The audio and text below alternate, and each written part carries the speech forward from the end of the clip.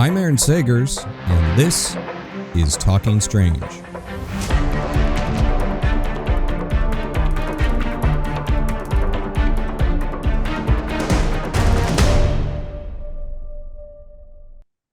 Hey there, spooky nerds, and welcome to Talking Strange, a paranormal pop culture show with the Den of Geek Network. I'm your host, journalist, author, researcher of weird things, Aaron Sagers.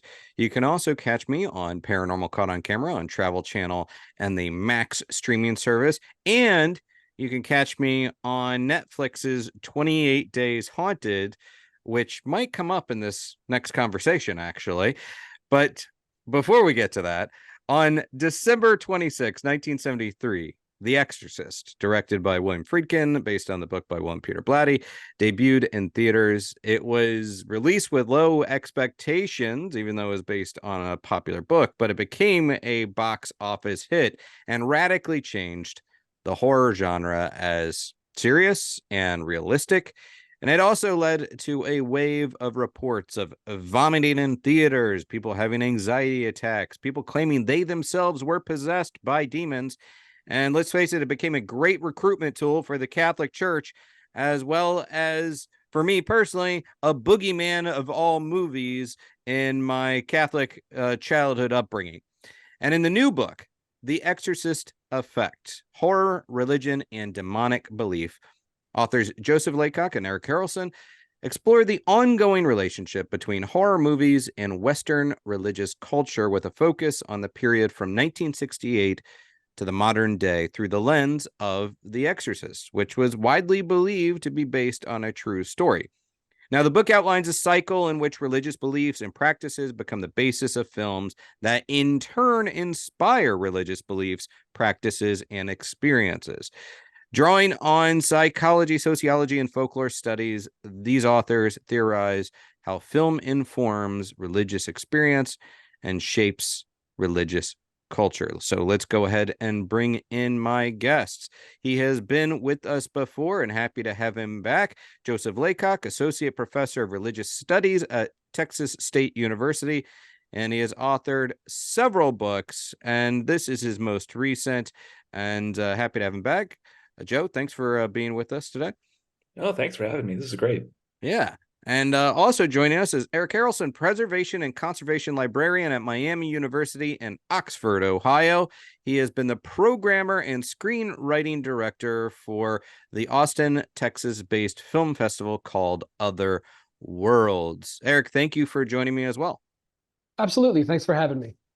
So I have to say, I've got the book handy with me right here, and this is it's upside down right now as I'm holding it for our video viewers, but 200 plus pages, and man, it is dense. You guys cover a lot of ground in this book, and it is incredibly informative and insightful. And before we get to the meat and potatoes of the book, I guess I need to first ask, what were your first recollections and or exposure to this film, The Exorcist? Eric, why don't you begin? Well, I had seen The Exorcist probably the first time I'd seen The Exorcist would have been on cable, like very, very many other folks of a certain generation. I wouldn't have been able to, I would have been a little bit young to see it in the theaters, obviously. However, I most likely would have been exposed to it on, like I said, just circulating on cable. I don't have a strong religious upbringing, so I was able to view it from sort of a little bit more of an objective point of view. However, even on someone who isn't particularly religious, the strong insinuations of veracity really resonated with me. Mm-hmm. How about you, Joe? I actually think I was 11, and I was in the car with my mother, and she was listening to the Anita Hill, Clarence Thomas hearings. And one of the things that came up, which he was saying I was sexually harassed by Clarence Thomas, was he said, "Who put pubic hairs in my Coke?" And they were saying, but isn't that a line from the movie The Exorcist? And I had a lot of questions from my mom at 11. I'm like, what's happening? What is this on the news? Who put pubic hair in a Coke? And then I was like, what's The Exorcist? She says, well, it's this movie about exorcism. What's exorcism? So I had kind of a weird introduction, but I think that those congressional hearings kind of show how much influence that film had on our culture. I don't know if I saw it all the way through until they re-released it in 2000. And I remember they showed the new movie at South by Southwest here in Austin, and William Peter Blatty was there, and he actually sat right in front of me. So I got to watch it with Blatty kind of sitting in the row in front of me. Interesting. And I think we must be we're within the same generation. Probably all of us are within the same generation here.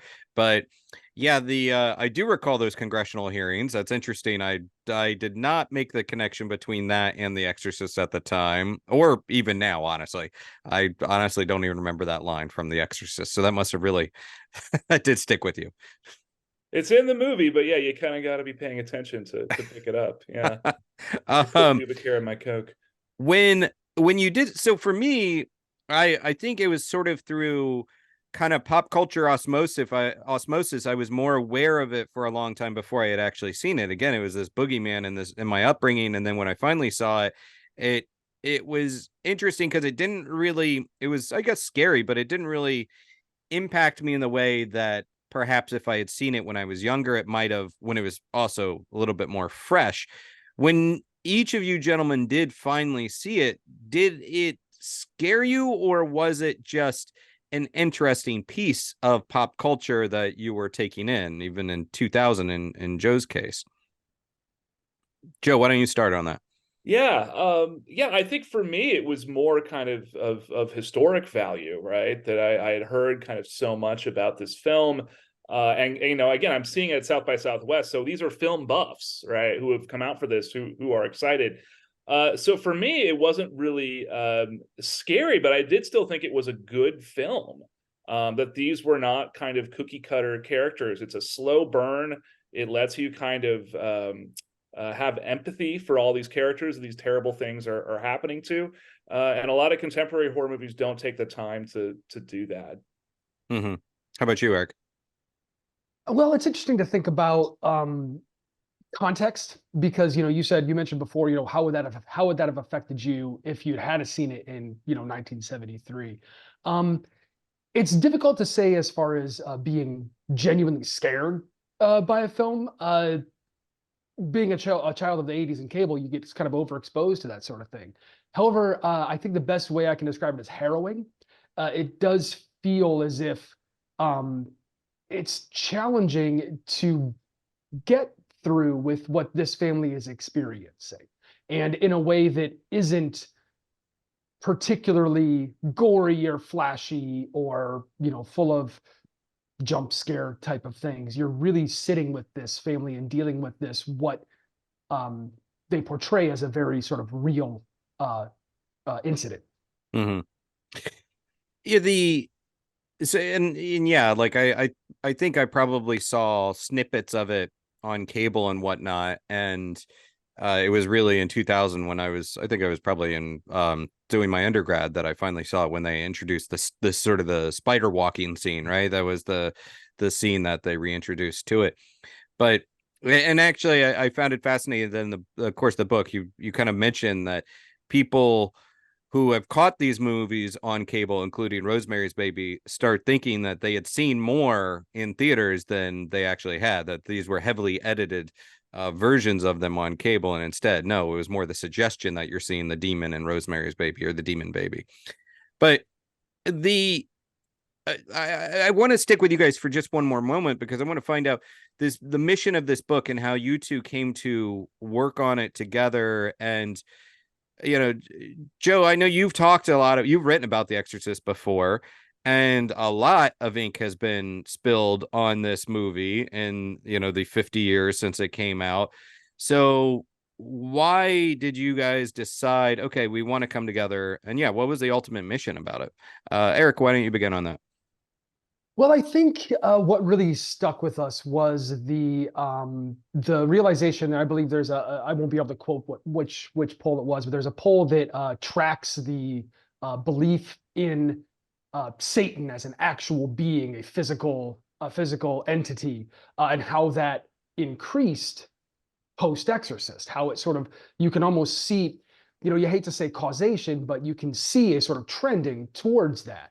And I found that to be, I found that to be just intriguing in and of itself, which is sort of why we started revolving around The Exorcist. What kind of led us to where we went with it is a lot of the Conjuring franchise and Ed and Lorraine Warren. The play between this concept of based on a true story and where we take what that means for an audience, what you're telling an audience when you say this is based on a true story. It's even dubious just to say based, because then what is real, what isn't, what is factual, what can be proven. And I think that Ed and Lorraine Warren, in particular, in regards to The Conjuring, really sort of illustrate this, the Exorcist Effect, as we call it, this kind of trend. Joe, you want to expand on that for me? Yeah, I mean, everybody knows The Exorcist is based on a true story, and now you basically can't make a supernatural horror movie unless you say it's based on a true story. It's required. It's the other half of The Exorcist Effect that's harder to prove, right? That these films are actually changing the way that people think about the world, the way they think about what is possible, the demand for exorcism, which actually affects decisions that the Catholic Church makes. And in fact, the first publisher that we pitched this to eventually just said, "You guys are crazy. Horror movies are just movies. They don't have this effect on people." So we kind of took that as a challenge, and it's hard to prove causation, but in some cases, at least, I think we presented a pretty strong case that it's the movies that cause people to think about things in this way. So, something that I had often sat with in later years as I've studied film is this notion of The Exorcist, or Rosemary's Baby, The Exorcist, reflecting sort of, as you talk about as well, the end of the 60s, Rosemary's Baby, and then we have The Exorcist, which is both, maybe it's the threat of the single parent narrative, the authority figures that are failing you. It's ties into the Nixonian Watergate era and losing faith in our authority. So, not saying that you dismiss that, but ultimately you guys kind of go in this direction that this Exorcist Effect, the power of The Exorcist, has less to do with sort of the sociological subtext and more about the religious impact, or the impact on people to their faith, I guess, or belief. Correct? Yeah, I mean, this is a problem in horror studies, right? It's hard to get academics to take the study of horror movies seriously.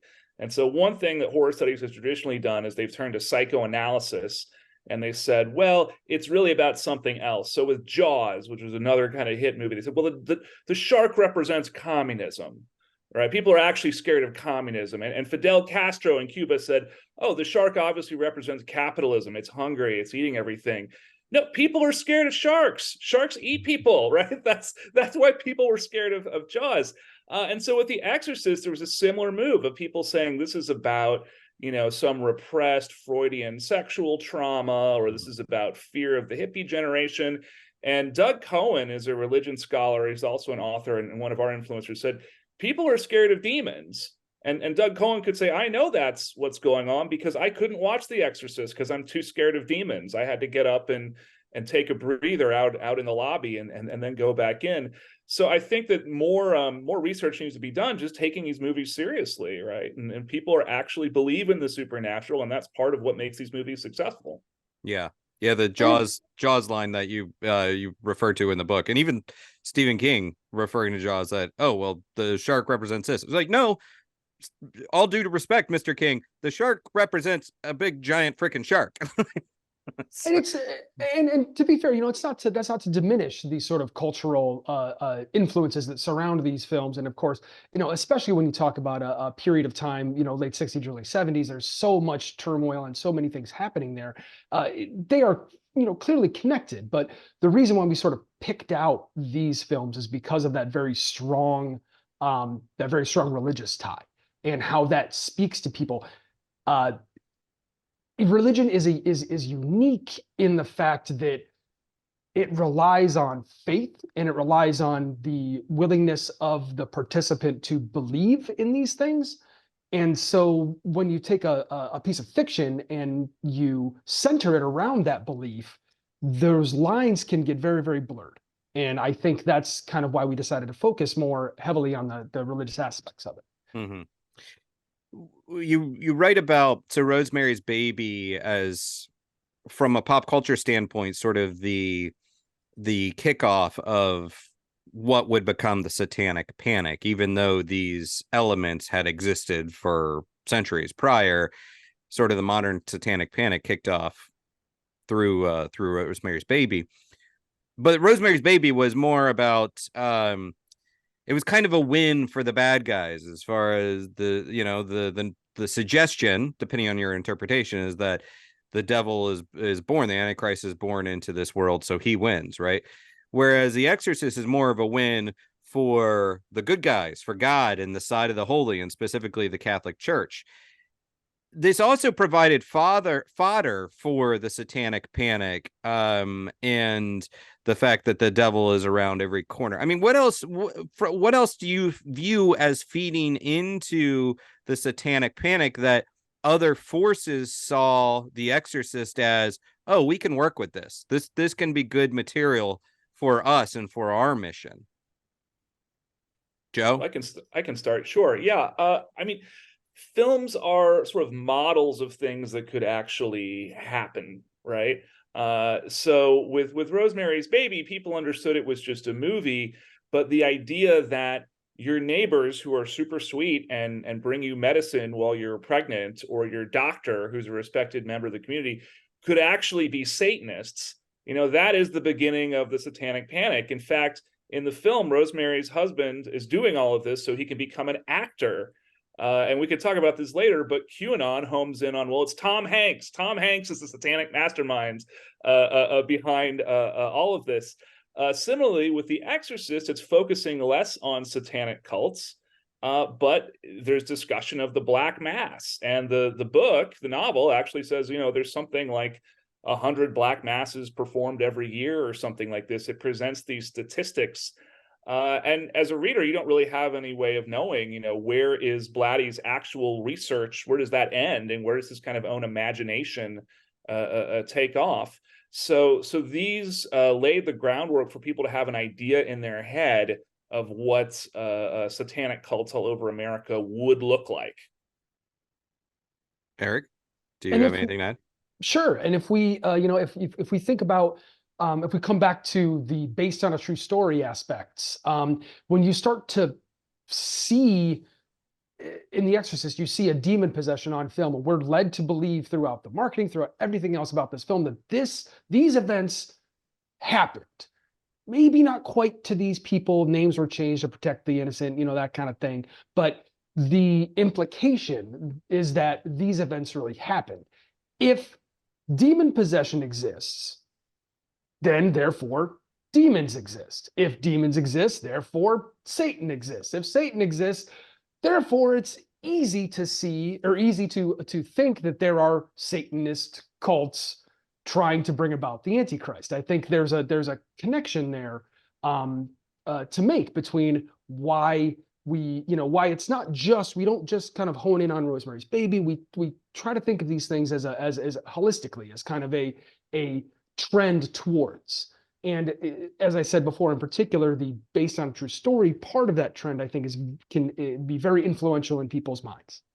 Yeah, and most certainly throughout the course of the book, it's the Exorcist effect, but you're building from one to the next and connecting the dots across all of these. And as I said, even prior to The Exorcist and prior to Rosemary's Baby, you're kind of building the groundwork for how we got here. And actually, again, with this sort of triple threat, this unholy trinity of Rosemary's Baby, Exorcist, and Omen, we have the Omen coming out in 1976. Now, Rosemary's Baby is artistic and it's drama, and Exorcist comes along, and it's got this dramatic, gorgeously shot. Even the Catholic League, or I forget the group that denounced the movie, praised the artistry behind it. But then The Omen comes around, and directed by Richard Donner, like 2 years before Superman, before he does Superman the movie, he has this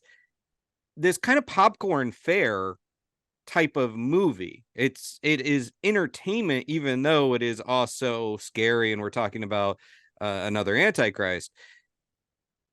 How do you think that this popcorn element contributed to the overall kind of continuing this Exorcist effect? Because if it had just remained art house and dramatic or whatever, maybe if it would have fizzled. But instead, you have this like, oh, okay, this is fun and scary. Yeah, the Omen is sort of a strange beast because the idea behind it originally was to make kind of a Protestant answer to Rosemary's Baby and The Exorcist that would warn the public about the Antichrist. But then they had David Seltzer write it, who was this secular Jewish guy and thought Satan is ridiculous, almost thought about not accepting the gig. And so it's meant to go out to kind of this mass audience.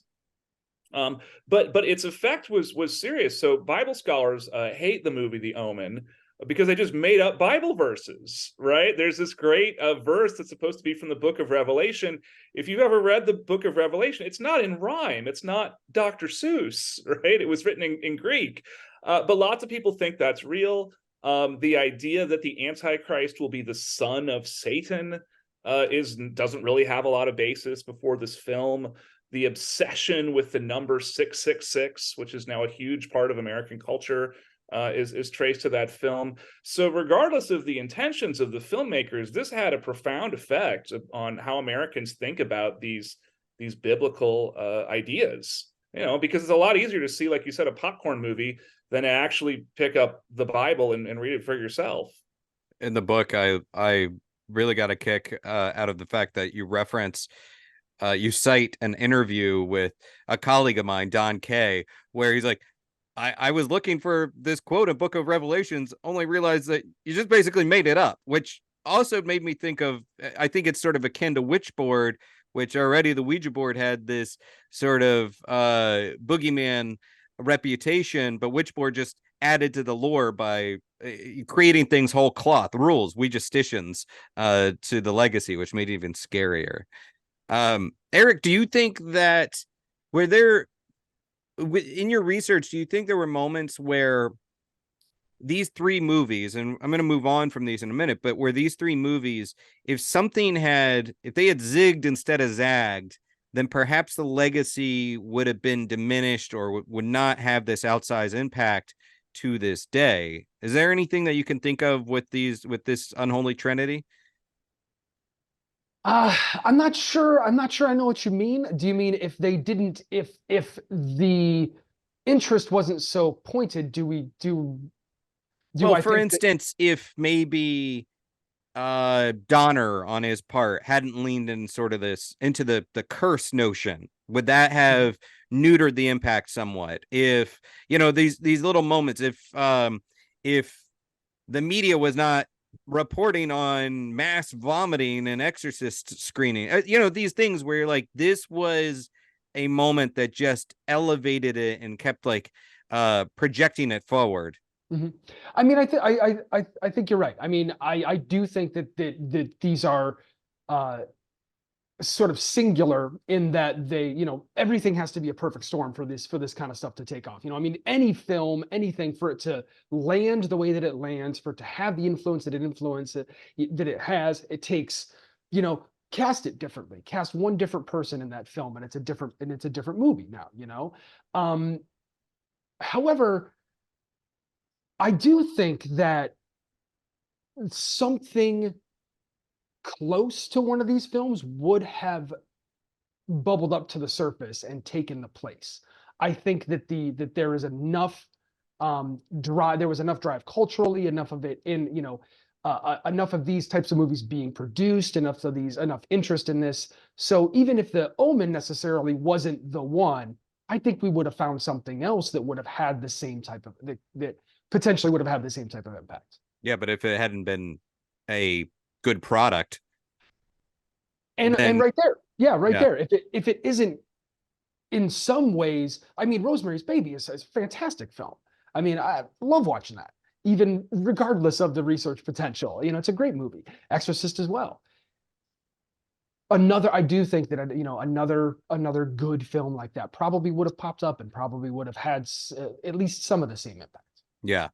I know, obviously there's the tragedies revolving around Roman Polanski, and but well, and then, you know, a lot of other things revolving around Roman Polanski, but you know, that's real life. But then we have, as we see with a lot of films, even Poltergeist later on, people kind of using a series of coincidences to create this curse element that then helps market the movie, you know, that would alter the response, I guess. But still, like, the thing that I was thinking about is, you know, as you mentioned, this was a time, these films came out in a time where it was widely believed that there was a rise in secularism and less of a I guess assigning one's, or a kind of associated with an organized religion.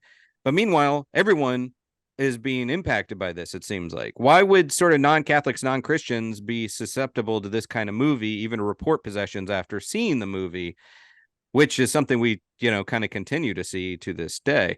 Joe, was there any thought on that? Yeah, so in religious studies, we call this the secularization narrative, which is just the idea that over time, science kills religion, and in the future, we'll basically all end up like Star Trek, right? Everybody will be a scientist. Nobody will believe in anything kind of supernatural or superstitious.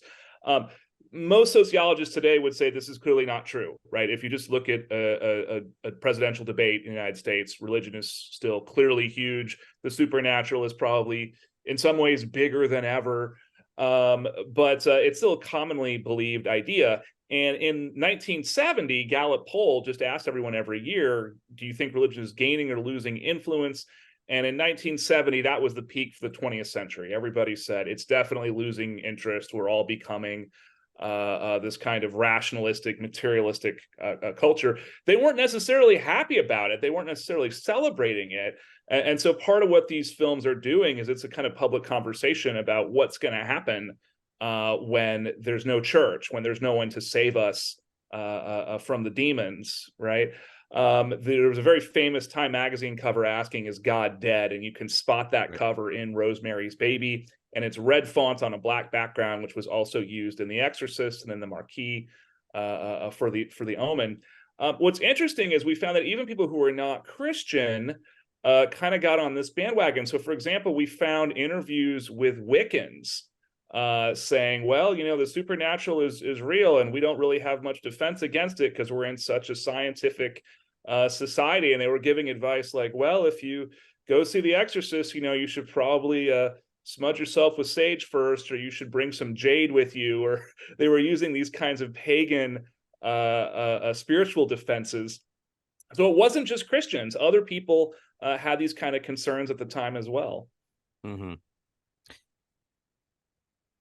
Eric, I want to get you to start with this one, because you discuss at length in the book, again, you're connecting the dots, not just from The Exorcist, but just sort of this impact of, you know, sort of what I call paranormal pop culture, supernatural pop culture. And you do you explore folks that range from liars to delusional to outright bullshitters. And you spend a good chunk of a chapter discussing Ed and Lorraine Warren. And that could be a whole separate book, The Warren Effect. So did you always know that that was going to be such a sizable part of a chapter? Did you always know that, you know, look, we're going to go on a field trip to a Warren con and explore the kind of talk about the emergence of this Warren effect throughout your research and why it did play such a large role? Well, in the beginning of this project, when Joe and I were talking, we did think about the Warrens as being a kind of through line, as being a sort of a really good example of this because of the Warrens got sort of their biggest hit of national notoriety through their association with the Amityville. Uh, at the, and from the Amityville forward, they were always trying to find the next big case that would give them another book, that would get them another movie, that would continue that sort of notoriety.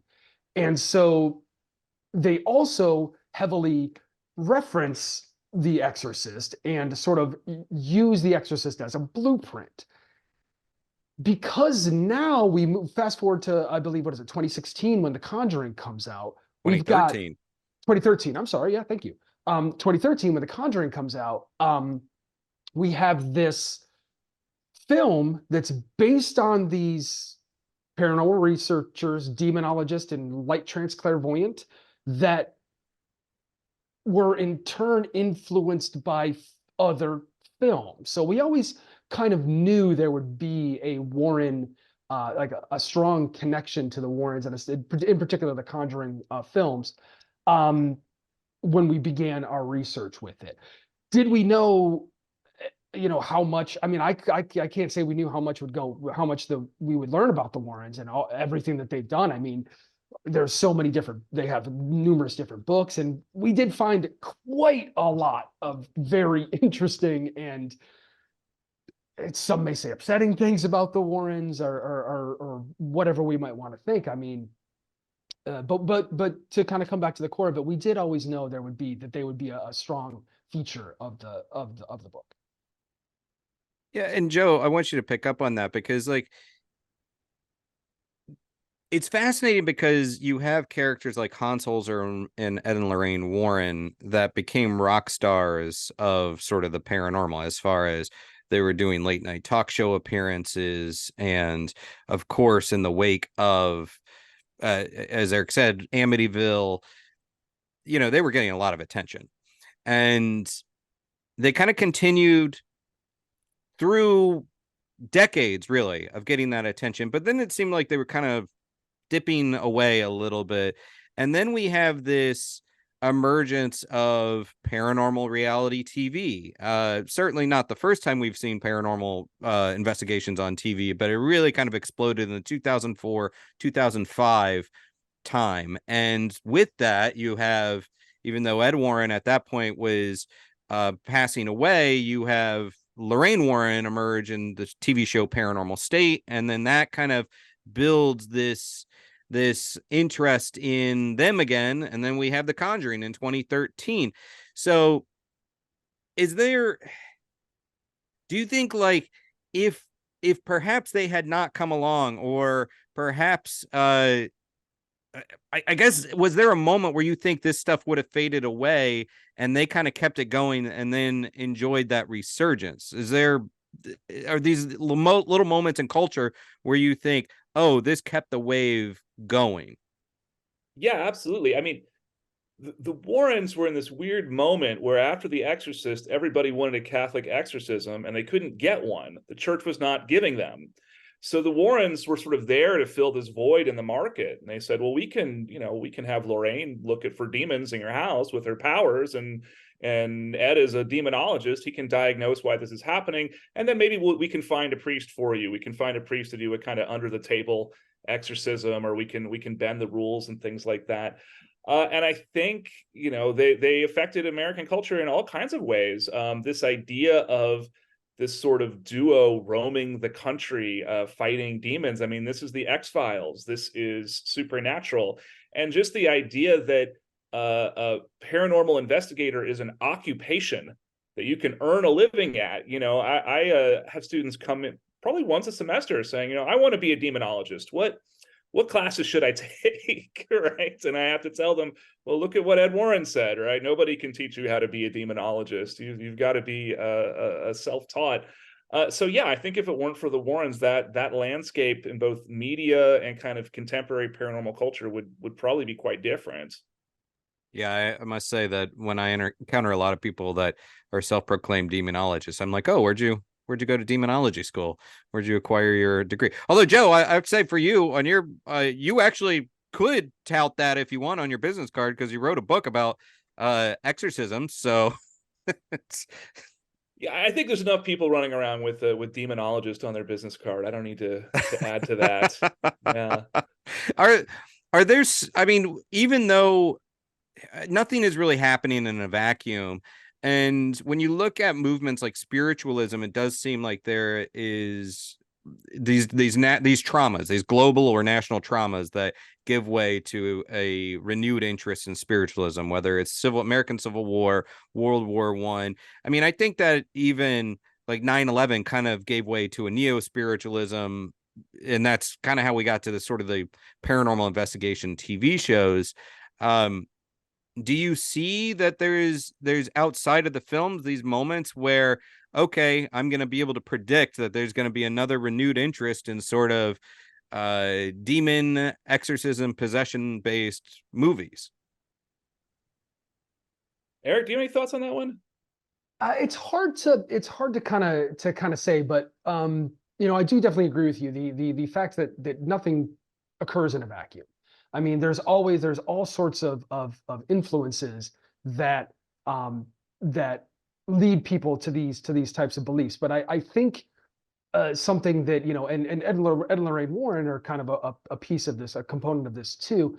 Uh, that sort of renewed spirituality, that renewed interest in maybe demonology, and in particular, like seeking the help of Ed and Lorraine Warren, that speaks to a failure of established institutions to address whatever the issue is, whether that be a personal issue involving your child who is having some sort of episodes, or whether that be something in the larger sense, as you talk as you mentioned, Aaron, about the institutions failed to save us from an attack.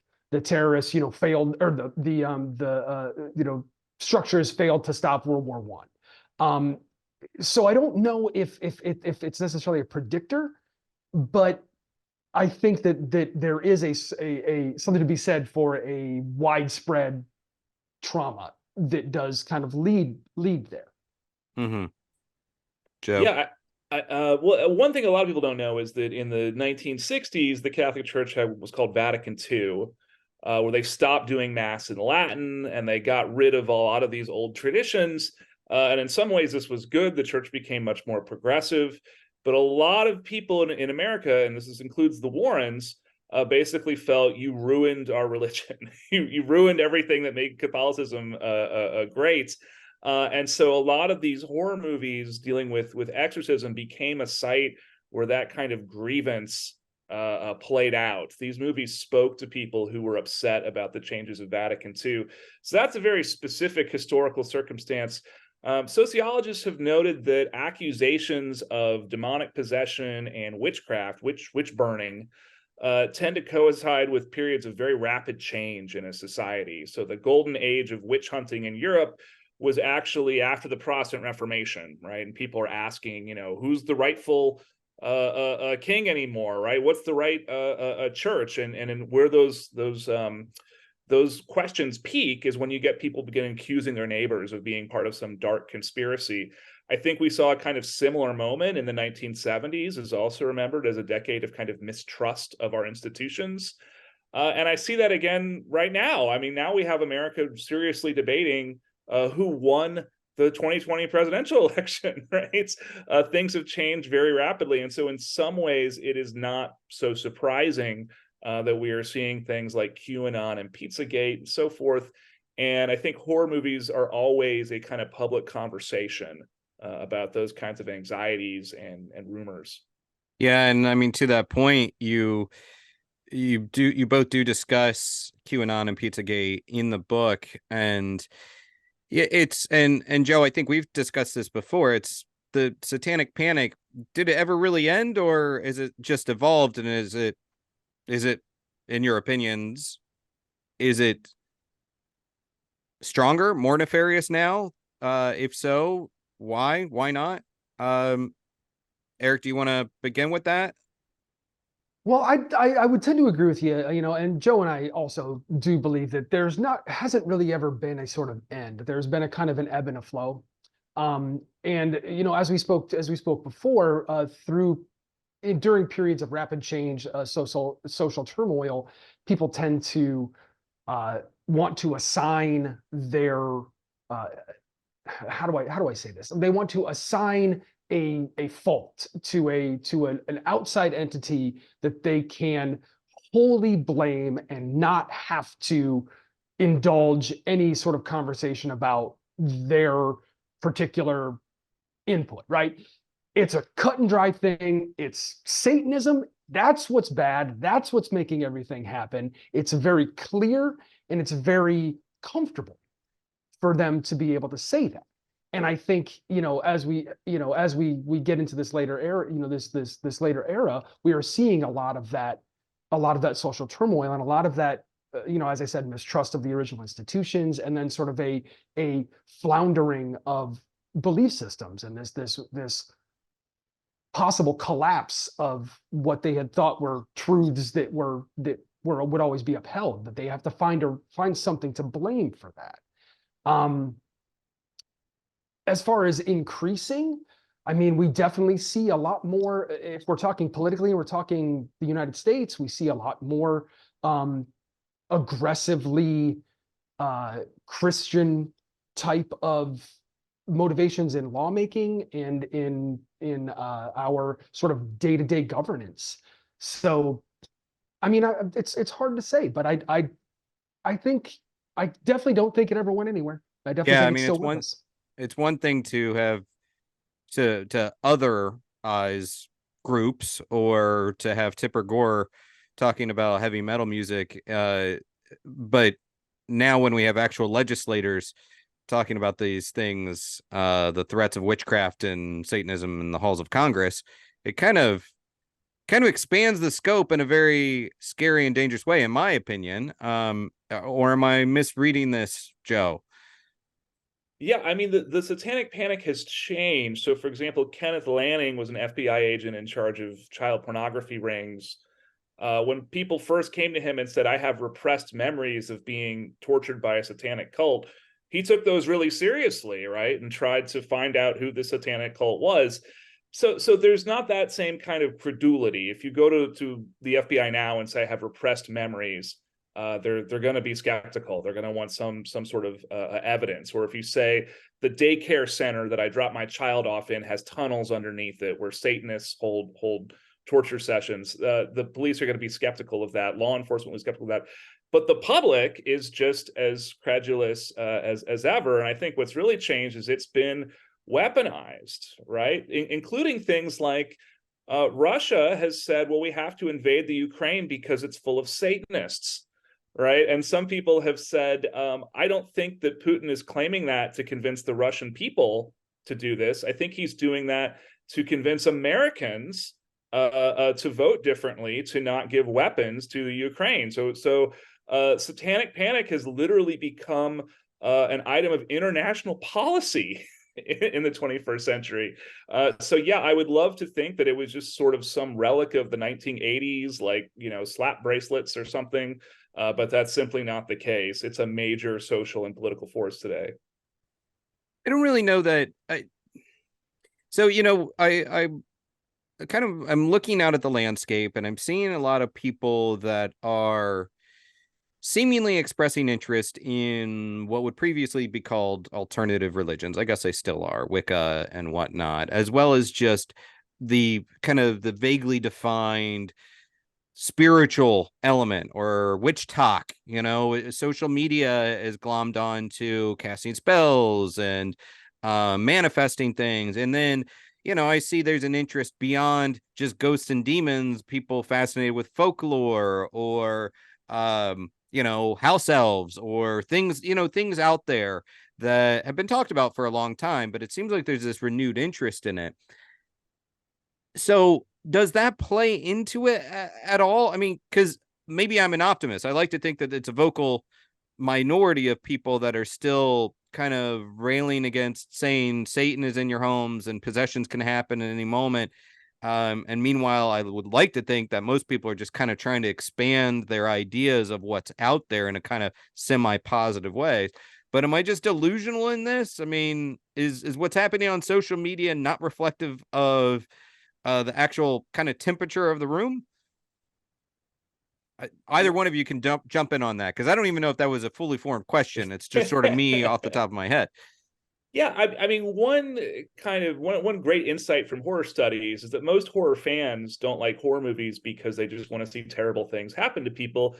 The pleasure of a horror movie is intellectual. It's what's happening. Is this really a monster? Is the person insane? What's really going on here? And I think it's similar to folks who are sort of going on witch talk or sort of curious about things that are possible and things that are not. I think the sort of holy roller Christian take on satanic panic is not interested in horror movies really at all, or interested in kind of esoteric ideas. However, there is this new category of kind of conspirituality.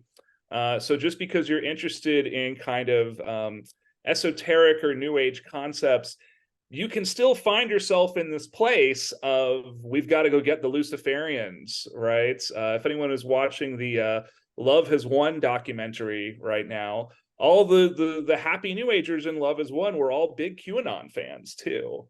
So the political and spiritual landscape is complex. I hesitate to kind of make predictions about where we're headed. I'd like to add that I think, I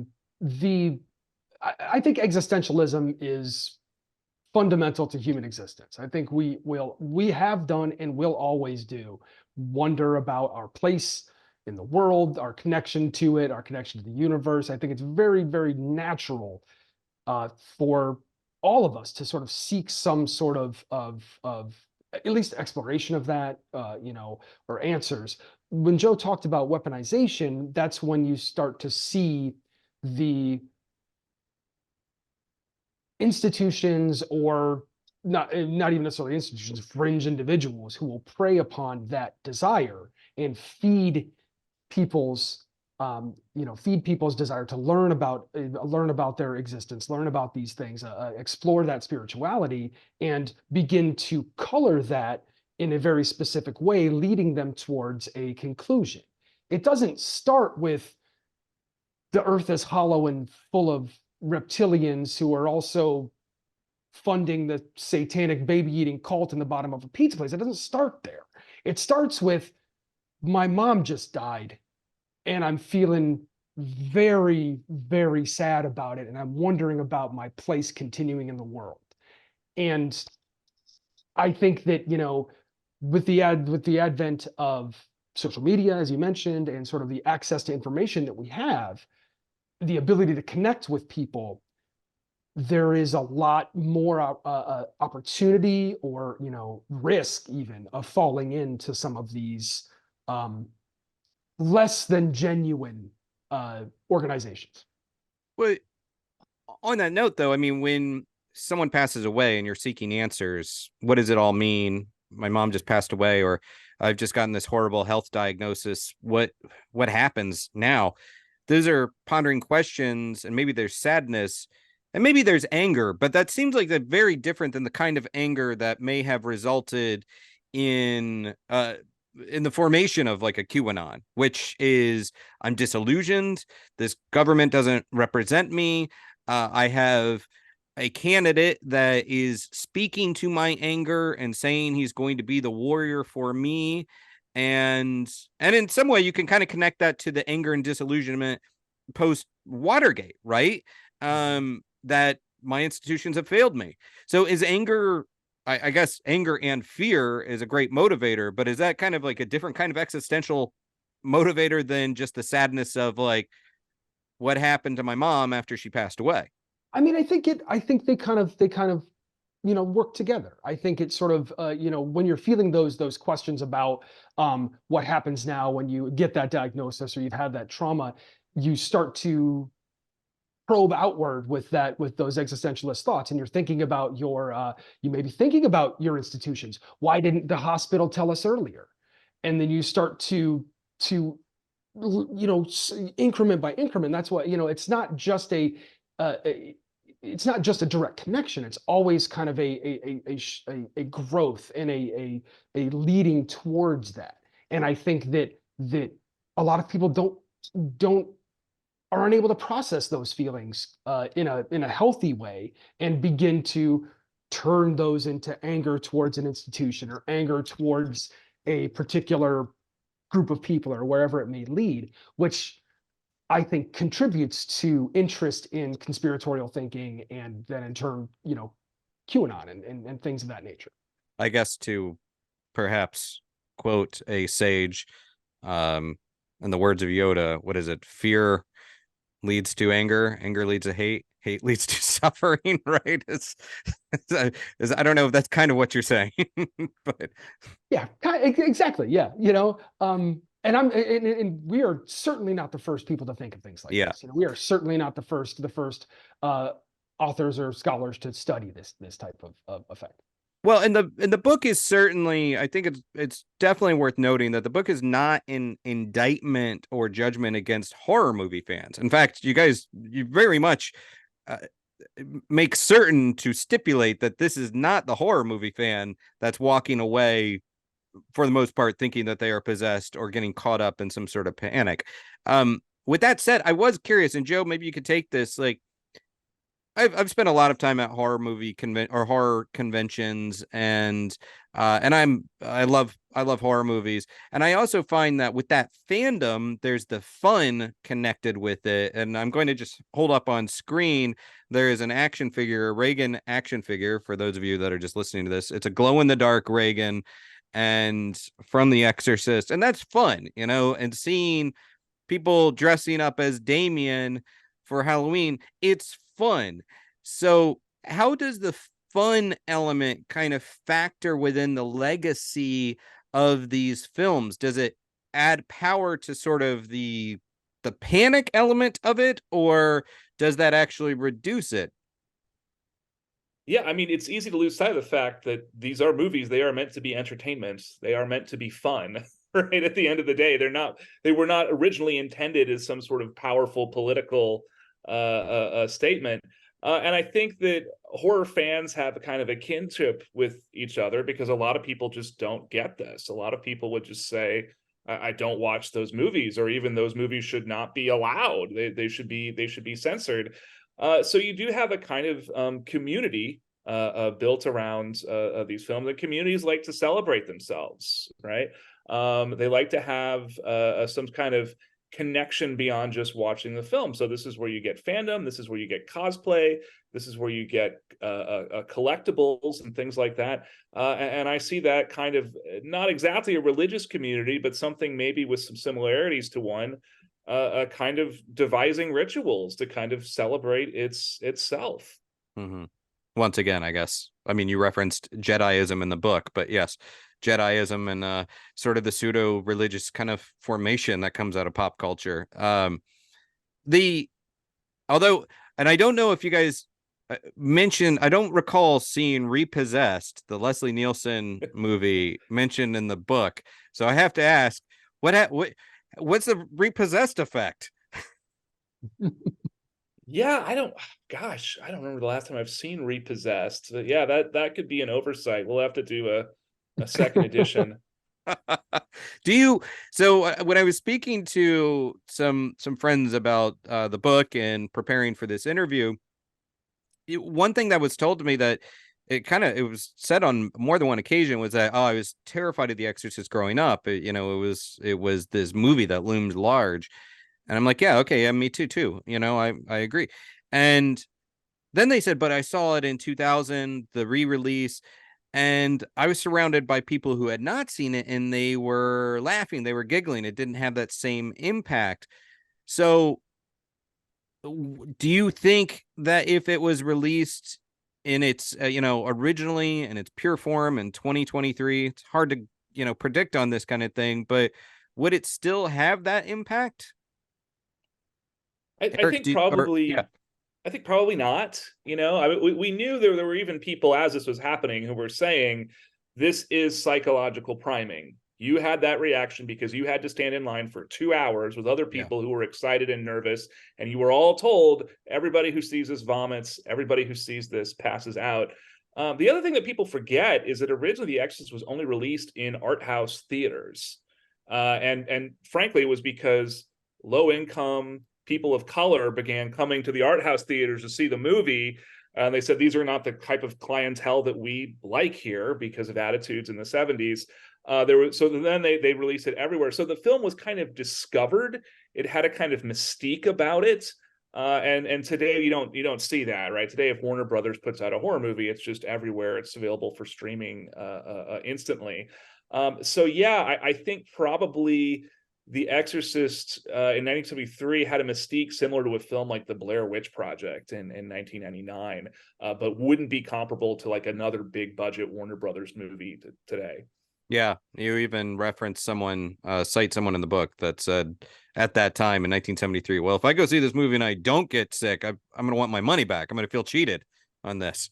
Eric, do you want to add to that?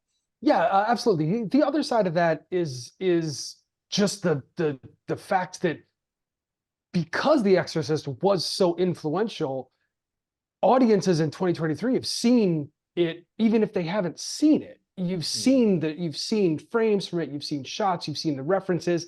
I mean, you've seen the Saturday Night Live sketch with Richard Pryor as one of the priests. It's so ingrained, and there's so much around The Exorcist now. And I think this can be said of other films too. Texas Chainsaw Massacre, for one. There's a lot of those earlier films that, because of what they did and the influence that they had, and how much of an important piece of popular culture they developed into, that it is impossible to see them with fresh eyes in 2023. If that makes sense to you. No, it does, but I'm also curious. So when The Conjuring came out in 2013, I saw it in a screening room, a Warner Brothers screening room. I'm like, oh, this is good. This is scary. It's kind of like a nice evolution of the things that we've seen before. Now, it was clearly borrowing from a lot of other films in the genre, and it knew its tropes very well. But 10 years on, we have The Nun 2, which is part of the Conjuring universe, and we have this Demon Valak, which was spun entirely out of fiction from the Conjuring movies and from the Warren case files. And that still goes on to make bonkers amount of money. Now, this is in 2023, where we have an endless stream of media, an endless stream of horror media. We know the script. We know the tropes. At this point, even the notion of Ed and Lorraine Warren as fictional characters on screen, we kind of know what we're getting with it. And yet people are still turning up for it. Why do you think that is right now? Why is there still such an appetite for, let's face it, a very Christian-based scary movie ethic? Eric. Well, it's tough to say what drives people to go and see things. I think and why we continue to have these same sort of things over and over again. The cynical part of me says, it made money once, it'll make money again. And there's a lot of that kind of decision that goes into it from an executive and a production standpoint. As far as why people continue to be attracted to it. I mean, you can look at any era of, in particular, horror cinemas. You can look at any era and see a sort of watershed film, and then dozens just like it that continue to come out. And eventually another sort of watershed film happens that builds upon those. For instance, take Scream, Wes Craven's first Scream. How just expertly it spoke to, and deliberately and right to your face spoke to the tropes of what we were doing. And then we saw a lot of films that are very similar to that one come out. I think that The Conjuring, while a good film, James Wan made a great film. I like The Conjuring. Me too, yeah. Is it Rosemary's Baby? Is it The Exorcist? Is it something with that, depth of meaning and that much artistry to it? I mean, I don't know. But I think because people are driven to that very natural catharsis in watching a horror film, I think that is what continues to motivate them to go to come out and see these things.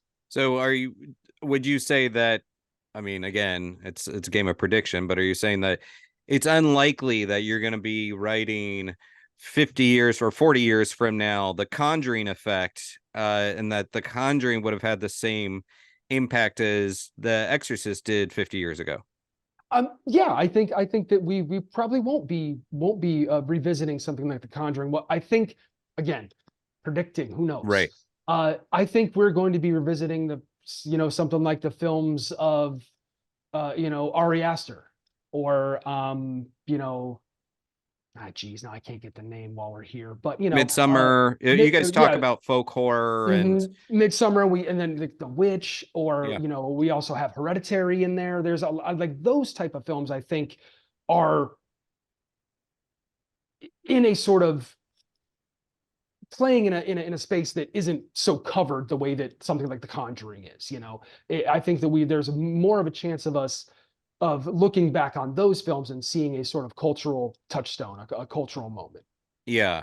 Well, and Joe, you can add to that, obviously, but I'm also curious. I guess we have this younger audience that's come up, like, the boomers of The Exorcist, and Gen X, we've had our time, right? And you have millennials and Gen Z coming up, and they seem to have an appetite in more of a multicultural approach to stories and horror.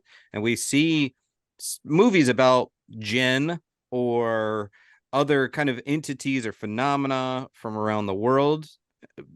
But aside from maybe like J horror and K horror, like, it hasn't really kind of become a lasting genre, this kind of multicultural horror. Why is that? Why do we keep going back to the Christian based demons? Yeah, I mean, Doug Cohen talks about this in his book, Sacred Terror, but he's a sociologist of religion, and he says you can actually learn a lot about a culture by which horror movies resonate with that culture, right? So he would say, when a lot of American audiences watch a J horror film, they're confused, right? People watch the Grudge, and they say this is supposed to be a haunted house story. How come the ghost doesn't stay in the house? How come it can go to all these other places? Well, within a Japanese cultural context where death is contagious, that makes perfect sense. To Americans, it's confusing. So Cohen would say, regardless of whether or not you think we're a secular post-Christian country, if we're still watching movies about demons and getting scared, we're not that post-Christian. We're not that post-secular. These are still the demons that we know, and they're still the demons that have this kind of power to keep people awake at night. America's demographics are changing very rapidly, so it could be in 10, 20, 30 years that won't be the case anymore. But for right now, I think our Christian heritage is still prominently on display with these films. So before I let you guys go, I want to just ask, what else did I not mention about the book that you really feel like is worth highlighting, Eric? Well, we spoke earlier about what we think these films do, their influence on them, and I always want to make sure we come back to enforcing that we're not talking about a censorship here. We're not talking about how we don't think these things deserve to exist. What we're talking about is a sort of critical information literacy, and being able to, especially in the context of like QAnon and whatnot, being able to, just having the skills and the wherewithal to appreciate what you're seeing as entertainment, or what you're reading as the media that it is, and to not put too much into it. It's almost always a vulnerable person that is sort of taken advantage of, I guess is the best way to put it, by someone who has the answers, someone who comes into these situations and says, I have all the answers. I'm the one that can help you. Your child is clearly possessed by a demon. Let me come in and help you. And it's not the fault of the person who is experienced this crisis. It's that other person who is demonstrably trying to influence them. And I think having equipping oneself with the skills to see that and try to appreciate that is more what we're trying to, one of the messages that we're trying to get out there, I guess.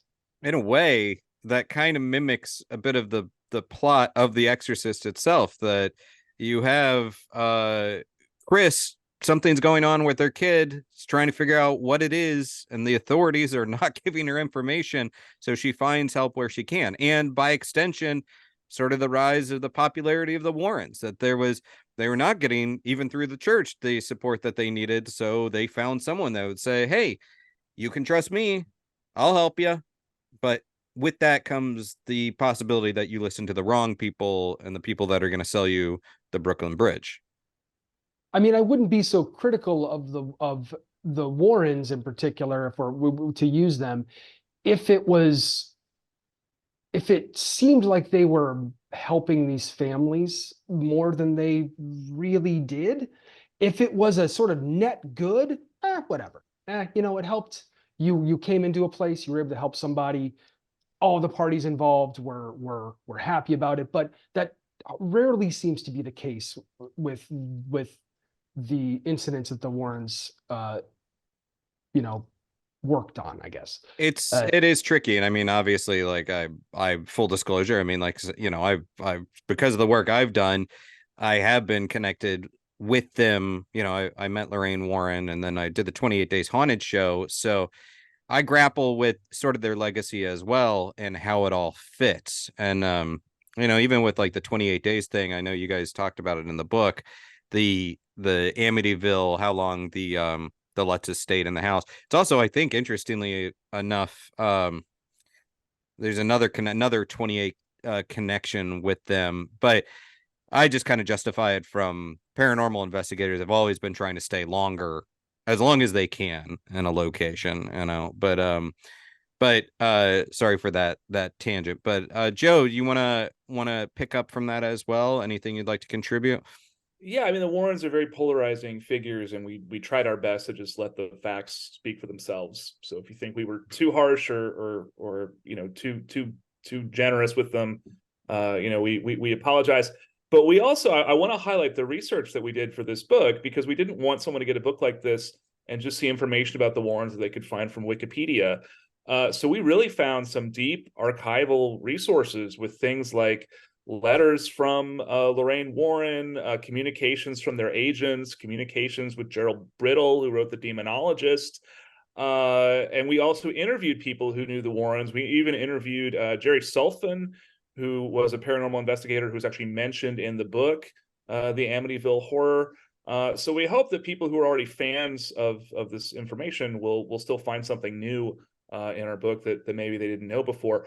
The other chapter covers Malachi Martin, a former Jesuit priest who became popular alongside the Warrens in the 1970s. And we found a lot of connections with him about how his ideas have found their ways into horror movies. And Malachi Martin's having a bit of a moment again with a podcast and a recent documentary about his life. So we're glad to put some stuff that wasn't widely known about him in the book as well. Yeah, and I will also say that for fans of the paranormal and fans of horror, or anybody that's going to pick up this book, which I would encourage, yeah, it's not this. I would say that you're very even-handed with your research and how you present it. It's very very factual, obviously, but as I said, there's sort of people that might be considered delusional, some people that are liars, some people that are just outright bullshitters, and you break down a handful of those people. But ultimately, you do not, as Eric said, you are not calling for censorship of horror movies, or you're just calling for perhaps more information literacy and doing your own research, but doing it in a smarter way. So when you hear words like adrenochrome and that we're eating babies and whatnot, perhaps do a little bit of research to find out where that comes from. But Joe, anything else that you would like to touch on from the book that we weren't able to talk about? Yeah, I think I mentioned the Martin chapter. We've got that. We've got a chapter specifically looking at exorcism, satanic panic, And then Eric wanted to do heavy metal. So we have a whole chapter looking at things like backmasking and attempts at censorship of heavy metal and how those controversies played out in horror movies.